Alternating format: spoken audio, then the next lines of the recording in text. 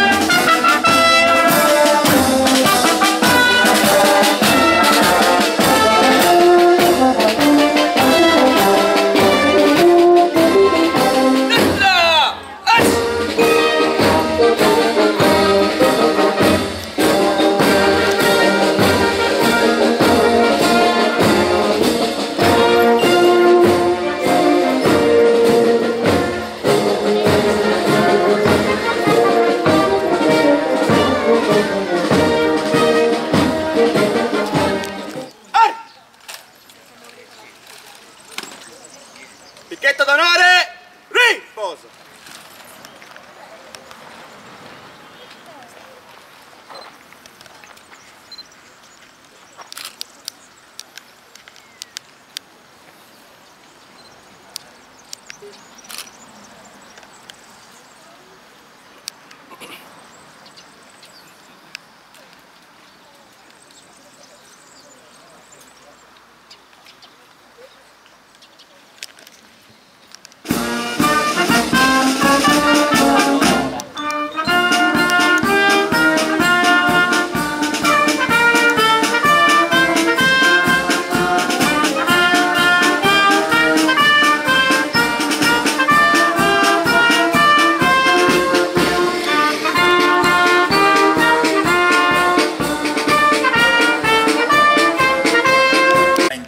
Al caporal maggiore scelto Alessandro Pibiri, militare del 152° Reggimento Fanteria Sassari, deceduto nella missione Antica Babilonia in Iraq. Daremo ora lettura di alcune note storiche sulla leggendaria Brigata Sassari.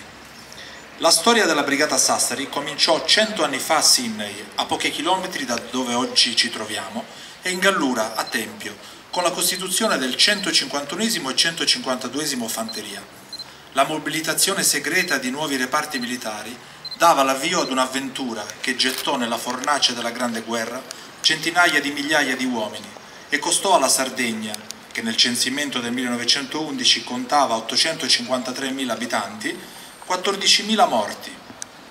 Proprio la Brigata Sassari, tra le tante grandi unità, entra nella leggenda per le sue capacità belliche e grazie alla sua composizione regionale diventa il crogiolo nel quale la piccola nazione sarda acquista per la prima volta la consapevolezza della propria identità storica e culturale.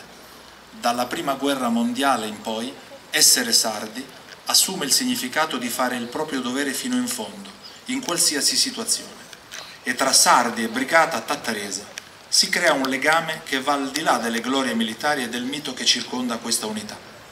Mito fondato non su una esagerazione voluta dalla propaganda militare, ma su dati di fatto, come i 17 mesi e 7 giorni trascorsi dalla Sassari in trincea, meritando 2 medaglie d'oro al valor militare e un ordine militare d'Italia alla bandiera di ciascuno dei 2 reggimenti, 5 citazioni sul bollettino di guerra, 9 medaglie d'oro, 405 d'argento e di bronzo individuali. Ma non si può comprendere l'attaccamento alla Sassari se non si tiene conto che durante la Prima Guerra Mondiale la brigata ebbe 2150 morti tra ufficiali, sottufficiali e soldati, 12.400 feriti, un caduto ogni 12 famiglie, 138 morti ogni 1.000 coscritti contro una media nazionale di 104. Non vi è famiglia nell'isola che non abbia avuto un proprio caro con le mostrine bianco-rosse e pianto un caduto. Per questo esiste un legame così intenso e profondo con la Sassari. Il senso del dovere e l'orgoglio di appartenenza è anche il collante tra i sassarini del 15-18, quelli della divisione Sassari che combatterono in Jugoslavia dal 6 aprile 1941 al 15 aprile 1943, e quelli di oggi che hanno suscitato tanta ammirazione e rispetto nei loro colleghi di altre nazioni durante le missioni di imposizione o mantenimento della pace, missioni che sono costate un nuovo tributo di sangue alla Sassari.